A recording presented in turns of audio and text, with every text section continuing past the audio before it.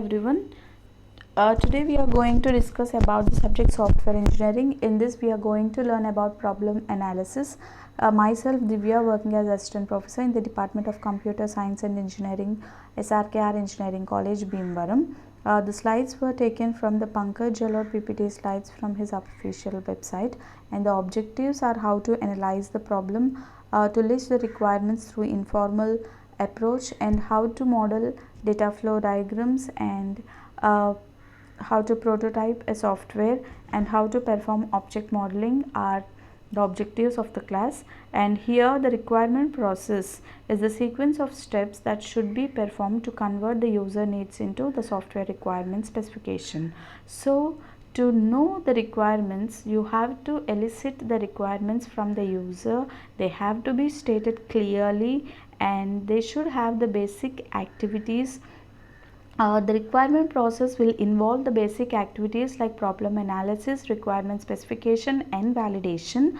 All these three are linear to see, but they are iterative and they have to be run in parallel to get a high quality SRS. So in this lecture we are going to study only about the problem analysis or the requirement analysis. Here the analysis will involve elicitation, and it is the toughest job, as I have already discussed that all these three steps are parallel and they run iteratively. So there is an overlap between the phases. So now let us discuss about the problem analysis. So here the focus of analysis is how to analyze the desired system, how to understand the desired system and its requirements. For example, you can solve a problem by using divide and conquer. As you have seen merge sort, you will divide the entire array, then you will keep on sorting, dividing and conquering. So if you have a large problem, divide it, that is decompose it into small parts, try to understand each part and try to solve it, then you find the relation between the parts and give an entire solution. So large volumes of information is generated here, and to organize them is very complex or difficult. So this analysis can be done by using modeling diagrams like data flow diagrams and object diagrams, and prototyping is also one method that can be used in the problem analysis. So coming to the transition from analysis to specification is very hard. So here in specification, in analysis we are analyzing all the requirements. In specification you will give the external behavior is only specified in the specification phase. So in the validation phase you will tally all the requirements according whether they are according to the user needs or not. Coming to the problem analysis, this is the main thing we have to focus on. So if you want to know the problem, you should know what is the actual need or the requirement from the client, so or the user. That can be done by the informal approach. Informal means we will interview the client and the users by reading the manuals or studying the existing systems, or becoming helping client or user understand new possibilities. Let me say you one example. Here the government have banned TikTok. So now we want to develop such application. So first of all what we need is you have to understand what is the actual thing you have to develop. So you have to analyze the problem. You can take a survey from your friends or your neighbors, that is interviewing. So reading manuals, what is already existing, what more you can do, what more you can add some new things, that things you can do, that is the informal approach. So here the software analyst who is gathering the requirements will become like a consultant to gather all the requirements. Here they must understand the working of the organization, client and the users. Here, generally in the initial meetings, while gathering the requirements, so the system analyst will brainstorm or think what the system should actually do. As the time progresses on, in the final meetings, he will come to know what the system should do, and he will discuss it with the client to uncover all the inconsistent objectives. So already I told you that in informal approach we are gathering all the requirements. So that is the initial meetings. As the time is progressing on, we will get a refinement of all the requirements. You will uncover all the inconsistent objectives, and then we can have an initial draft of the software requirement specification. This can be used in the final meetings between the clients, between the users, the users and the developers. So while gathering the requirements, the interpersonal issues are very important. The communication skills are also important. Means how you are asking the questions, how you are thinking, those are very important. So how to partition the problem can be modeled by using object oriented analysis or by or the function oriented, that is structural analysis, and about the events of a system like event partitioning, and projection is getting the different views. So the problem can be analyzed in all these three different ways. So let me first discuss about the data flow modeling. So this is the first modeling how the problem can be analyzed. The data flow diagrams are also there in the designing phase, but we are talking about the requirement phase problem analysis data flow modeling. So this will focus on what functions the system have to perform, and this is a top down approach.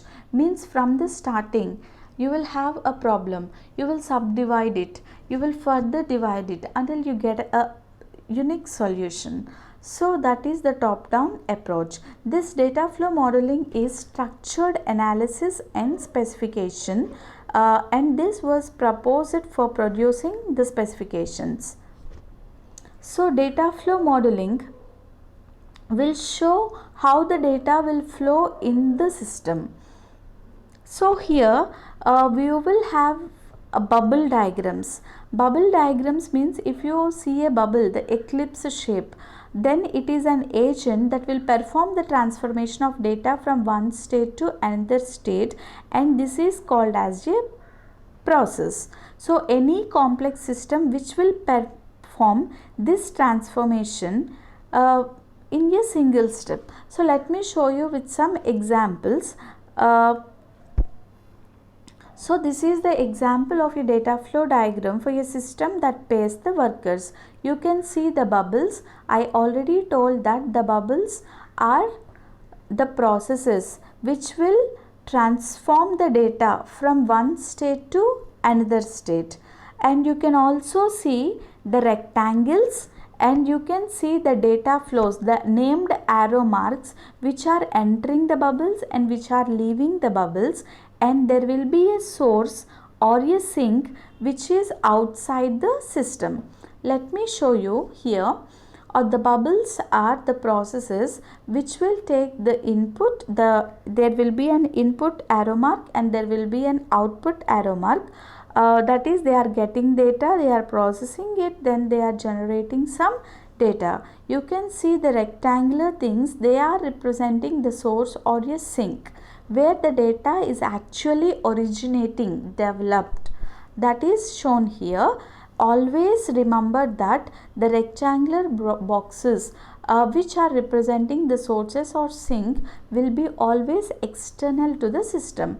So in this diagram you can see there are workers which is the source from where we are getting the data. From this source what we are doing is, you are having the processes like get employee file, weekly pay, overtime pay, deduct taxes, issue paycheck.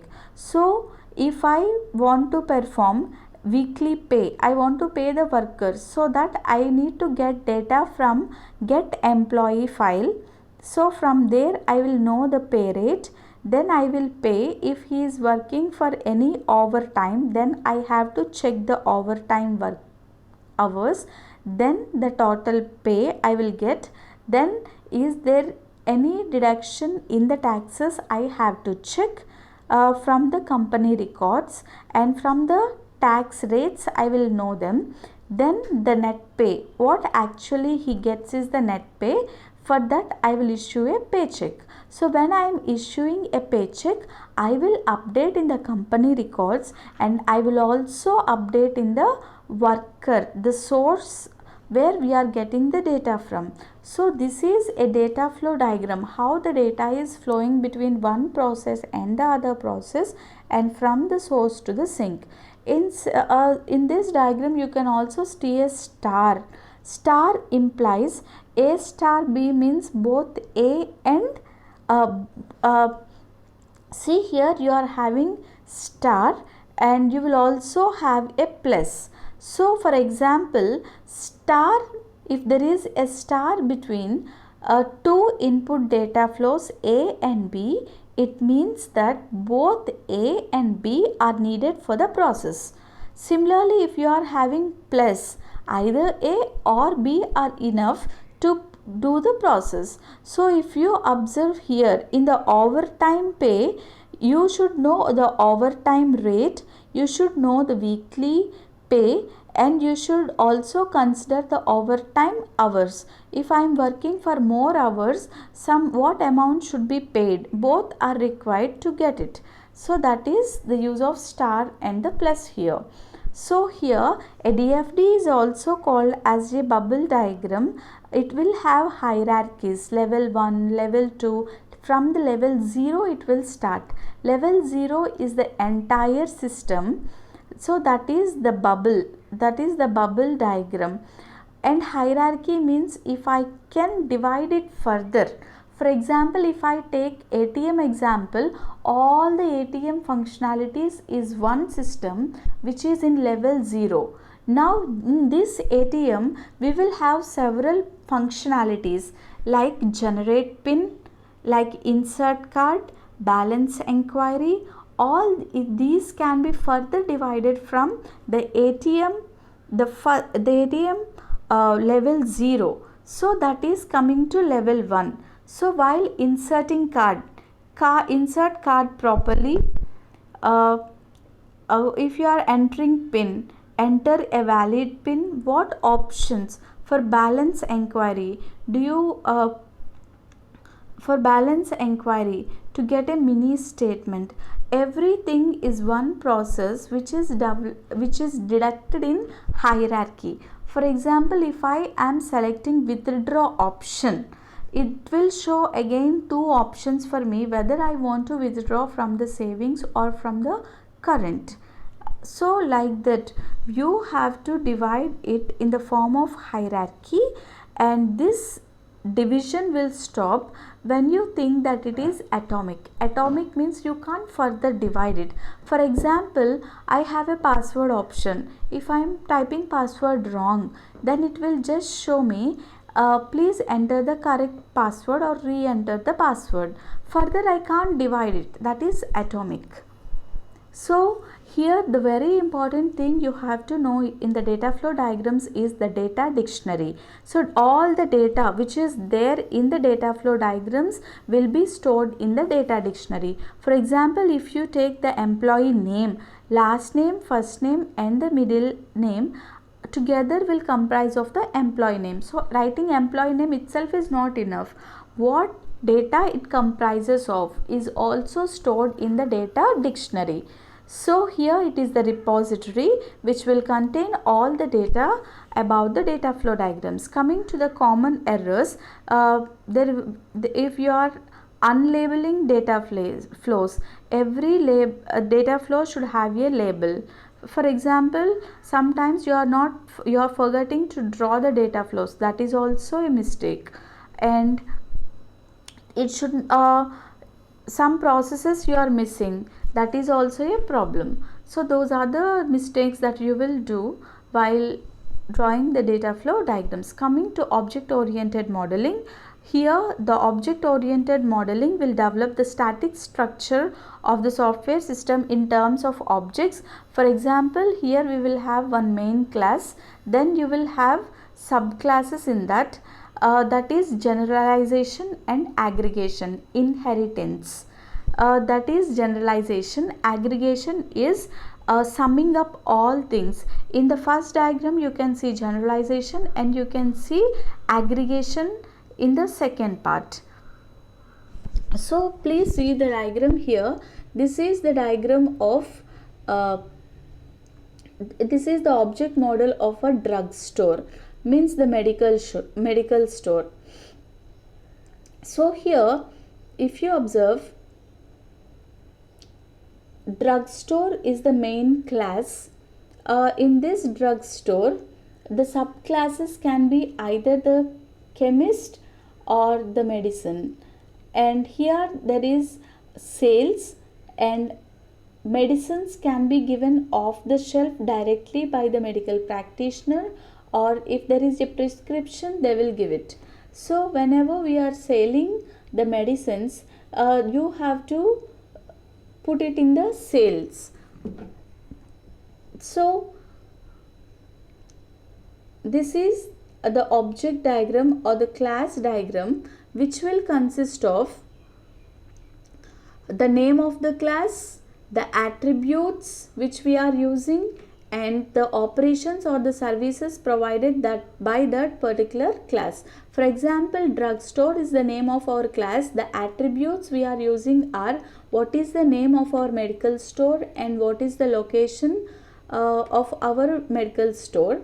And then chemist means who is that chemist who is giving the medicines, and what is the name, registration number, address are the attributes, and the services he will perform are the chemist sales of the chemist.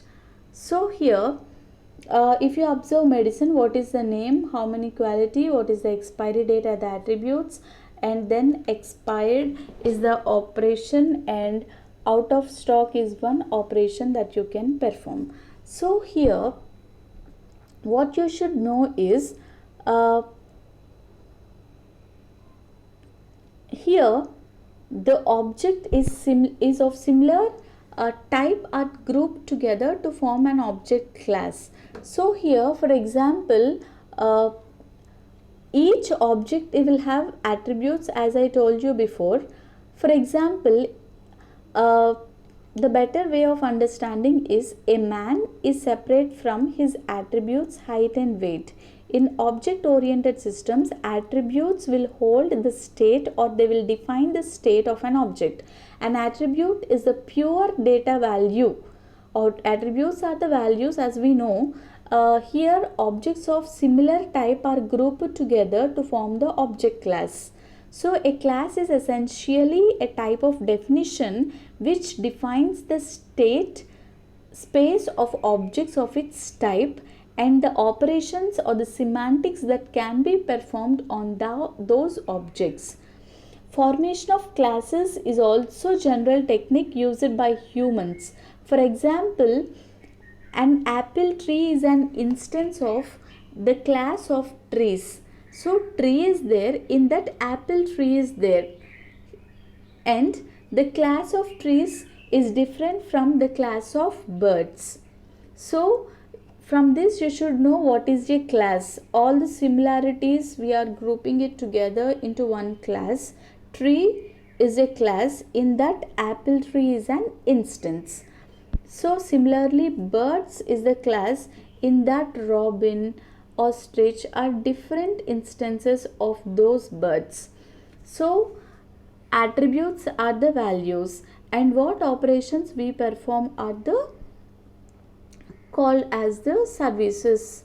Here the class diagrams will represent the structure of a problem graphically using the precise notation as I have shown you.